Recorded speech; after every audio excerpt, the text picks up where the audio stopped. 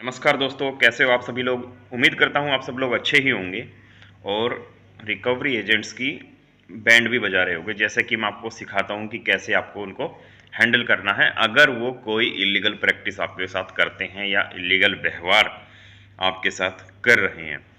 तो कल ही हमारे एक व्यूअर हैं, उनके पास एक नोटिस आया था, व्हाट्सएप पे नोटिस आया था, जिसमें वो बता रहे थे कि आपके ऊपर जो है ईसीएस बाउंस का केस हो गया है। ईसीएस बाउंस का केस जो है बैंक ने फाइल कर दिया आपके ऊपर, ऐसा कुछ नोटिस में कुछ लिखा था। तो जब उन्होंने मेरे पास वो नोटिस भेजा, मेरे पास व्हाट्सअप किया उन्होंने नोटिस, तो मैंने देखा वो कोई ईसीएस बाउंस का केस नहीं था। वो इंटीमेट कर रहे थे, वो प्री इंटीमेशन था। वो बता रहे थे कि आपके ऊपर ईसीएस बाउंस का केस हो जाएगा अगर आपने पेमेंट नहीं करी तो सबसे पहले तो जो भी ये नोटिस आपके पास आते हैं ना, उनको पढ़ने की ज़रूरत है। उनको अच्छे से पढ़ो कि उसमें लिखा क्या है। आप नोटिस देखते ही इतना घबरा जाते हो, पता नहीं क्या हो गया, आप इतना डर जाते हो कोई भी नोटिस देखते ही। तो वो सिर्फ आपको इंटीमेशन के लिए था, और वो भी जो है ना, ज़्यादातर रिकवरी एजेंट जो है ना एडिटिंग करके भेज देते हैं। ज़्यादातर जो आता है मोस्टली एडवोकेट के थ्रू ही भेजते हैं, जो भी बैंक जो भेजते हैं। और रिकवरी एजेंट्स जो होते हैं, मोस्टली जो नोटिस होते हैं वो फेक नोटिस होते हैं, वो आपको एडिटिंग करके भेजते हैं। तो इतना कोई डरने की ज़रूरत नहीं है कि ईसीएस बाउंस का केस हो गया। अगर केस मान लिया, केस हो भी जाता है 1%।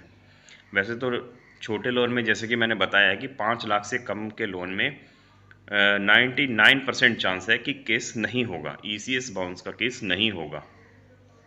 दो तीन चीज़ें जो वो कर सकते हैं, जैसे आर्बिट्रेशन करेंगे, ईसीएस बाउंस का केस करेंगे, और रिकवरी सूट फाइल करेंगे। रिकवरी सूट फाइल वो कभी नहीं करते हैं, क्योंकि उसमें तो जो है बहुत ज़्यादा टाइम लग जाता है कोर्ट कचहरी में। और उनके पास एकमात्र जो तरीका बचता है अनसिक्योर्ड लोन में, वो होता है ईसीएस बाउंस। वो ईसीएस बाउंस का ही केस करते हैं, जो अगर करेंगे तो 5 लाख से कम के लोन में 1% जो है करते हैं। अगर मान लिया कि हो भी जाता है, केस कर भी देता है बैंक, तो उसमें आपको कोई डरने की ज़रूरत नहीं है, क्योंकि ये बेलेबल ऑफेंस है। और दूसरा, पुलिस का इसमें कोई रोल नहीं है। कभी आप डर जाओ कि पुलिस आ जाएगी आपके घर, या पुलिस पकड़ के ले जाएगी, थाने ले जाएगी, जैसा कि रिकवरी एजेंट्स डराते ही हैं, वो आपको पता है कि कैसे वो डराते हैं। तो मान लिया कि ईसीएस बाउंस का केस कर भी दिया, 1% कर दिया, तो उसमें क्या होगा कि आपको एक डेट मिलेगी। उस डेट पे जो है वो उसमें ज़्यादातर जो है बेलेबल वारंट इशू लिखा आएगा समन पे, जो कोर्ट का जो समन होगा। तो उस वो जो डेट है उस पे आपको अपीयर होना है, वहाँ पे जाके उस वहाँ अपीयर हो जाओ। अगर बेल के लिए वहाँ पे बोलते हैं, तो आप जो है किसी एक या दो बंदे मांगते हैं, उनका आधार कार्ड मांगते हैं, उस पे जो है आपकी ऑन द स्पॉट जमानत हो जाती है वहीं की वहीं। इसमें कोई जेल नहीं होती है, ये बेलेबल ऑफेंस है। कोई जेल का कोई प्रावधान नहीं है। जेल का प्रावधान है वो कोर्ट के थ्रू है, लेकिन वो जेल होते होते जो है ना 30-40 साल तक भी लग जाते हैं कोर्ट कचहरी में। तो जेल तो ना के बराबर है, ना ही कोई बैंक चाहता है कि आपको कोई जेल हो। बैंक कभी नहीं चाहेगा आपको जेल हो, बैंक को तो अपना पैसा चाहिए, क्योंकि आपको जेल हो गई तो उसका पैसा तो वैसे भी गया। और अगर 30-40 साल कोर्ट ने केस लड़के आपको जेल करा भी दी, तो उससे ज़्यादा तो बैंक का पैसा ही खर्च हो गया। तो कभी भी जो है बैंक इतना लंबा केस नहीं लड़ता है छोटे मोटे लोन में। ठीक है, वो बड़ा ही लोन होता है जो बहुत बड़ा होता है, जिसमें जो है इतना लंबा केस जो है कोई बैंक लड़ेगा, वो कई लाखों का केस होता है। ठीक है, तो इतने लोन में ऐसा नहीं है कि बैंक जो है 20-30 साल आपका केस लड़ेगा। इतना तो बैंक का पैसा ही खर्च हो जाएगा, तो उसमें कोई डरने वाली बात नहीं है। ईसीएस जो बैंक जो केस करता है, वो ज़्यादातर सेटलमेंट के लिए ही करता है, कि कस्टमर जो है वो सेटलमेंट कर ले, डर जाए। कस्टमर को जो जो है ना, थोड़ी सी वो मानसिक रूप से जो है उसको प्रताड़ित करना चाहते हैं, कि वो मानसिक रूप से थोड़ा प्रताड़ित हो जाए और डर जाए, घबरा जाए, और जो है पैसे दे दे। जब पैसे भी ना दे तो कम से कम सेटलमेंट कर ले। और अगर आप जो है वो हियरिंग अटेंड कर लेते हो और उसके बाद भी आप जो है सेटलमेंट नहीं करते, फिर जो है बैंक जो है घुटनों पे आ जाता है, और बैंक ये कहता है है कि कम से कम में भी फिर सेटलमेंट करने के लिए बैंक तैयार हो जाता है। 15 से 20% में भी जो है फिर बैंक बोलता है कि सेटलमेंट कर लो। ठीक है, एक हियरिंग आपने अटेंड कर ली, तो दूसरी हियरिंग से पहले ही आपके पास बैंक वाले फ़ोन पे फ़ोन खुद करेंगे कि सर सेटलमेंट कर लो, क्योंकि अब उनको पता चल गया कि कस्टमर तो डरा ही नहीं, उसने तो हियरिंग भी अटेंड कर ली। ठीक है, तो इसमें कोई ऐसी कोई डर वाली बात नहीं है। बाकी अगर जिनके पास इस तरह का कोई नोटिस आ रहे हैं, कोई सामान आ रहे हैं, तो आप मुझे व्हाट्सअप करना, मैं देख लूँगा, मैं देख के बता दूंगा कि वो है क्या। कोर्ट से जब भी सामान आता है उस पर कोर्ट की मोहर होती है, और कईयों पे तो जज का नाम भी लिखा होता है, जो भी जज उसको इशू करते हैं सम्मन को। और हाँ, पुलिस इस केस में आ सकती है कि जज साहब जो है एसएचओ को ऑर्डर दे सकते हैं कि आप जो है ये सम्मन जो है इस पर्सन के घर तक पहुंचवाओ। उस केस में जो है पुलिस वाला जो है उस सम्मन को लेके आ सकता है, तो उसमें कोई दिक्कत नहीं है। वो सिर्फ सम्मन लेके देने के लिए आएगा आपसे, और सम्मन दे के चला जाएगा, उसका बस इतना काम होता है। बाकी ऐसा कुछ नहीं है कि आप कोई एफआईआर हो जाएगी आपके ऊपर, या थाने वाले आएंगे या पुलिस आएगी आपके घर, वो आपको बोलेगी, वो आप प्रताड़ित करेगी, तो ऐसा कुछ नहीं है। ठीक है, पुलिस का इसमें कोई रोल नहीं है। अनसिक्योर्ड लोन में ईएमआई डिफ़ॉल्ट होने पे, अनसिक्योर्ड लोन क्या, सिक्योर लोन भी हो, एफआईआर उसमें भी नहीं होती है। ईएमआई डिफ़ॉल्ट होने पे कभी भी एफआईआर नहीं होती है।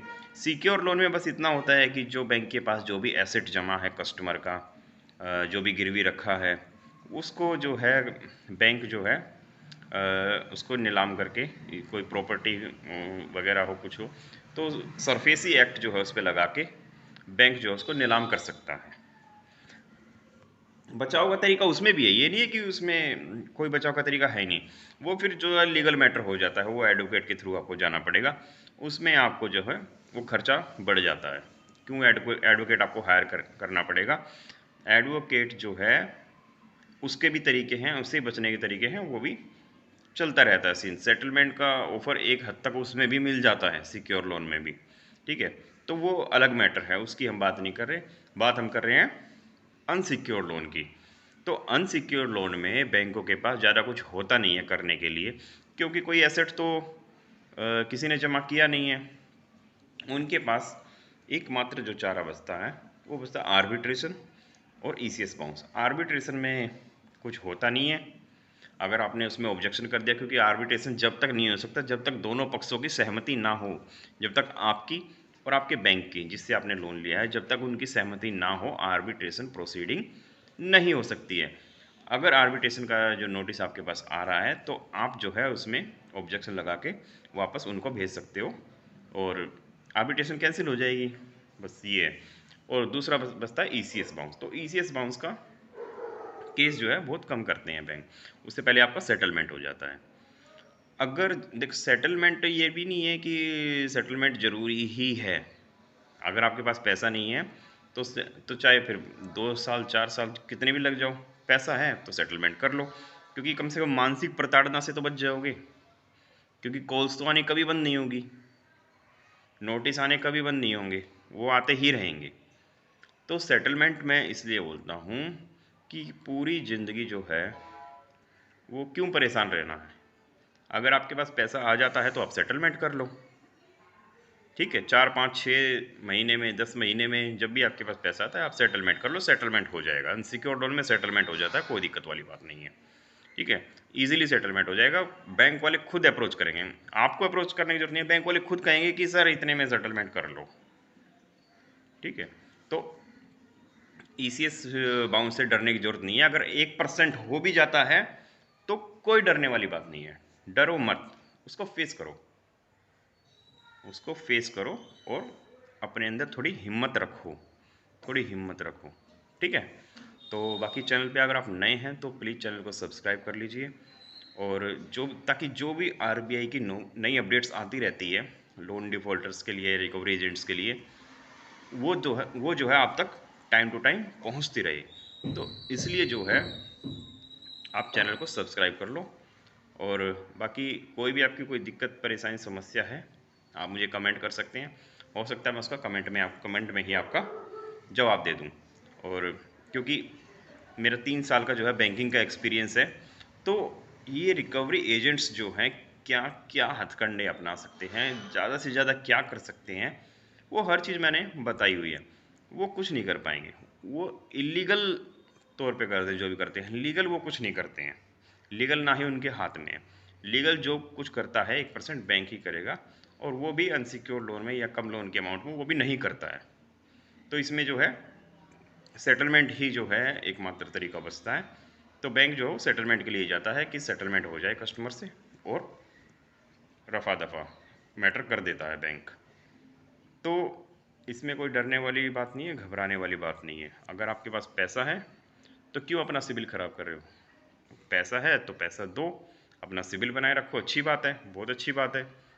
अगर जिनके पास नहीं है, ये उनकी हेल्प के लिए है ये वीडियो, जो लोन ट्रैप में फंस चुके हैं, जो कर्ज के जंजाल में पूरी तरह फंस चुके हैं, अब उनके पास पैसा नहीं है भरने के लिए। मैं उनकी हेल्प के लिए ही जो है, उनके लिए ही ये वीडियो बनाता हूँ। ठीक है दोस्तों, तो कोई दिक्कत या कुछ चीज़ ना समझ में आ रही हो, या कोई टॉपिक जिस पे आप जो है वीडियो चाहते हो, वो आप मुझे कमेंट कर देना, मैं उस पर वीडियो भी बना दूंगा। ठीक है दोस्तों, तो मिलते हैं आपसे नेक्स्ट वीडियो में, तब तक के लिए जय हिंद।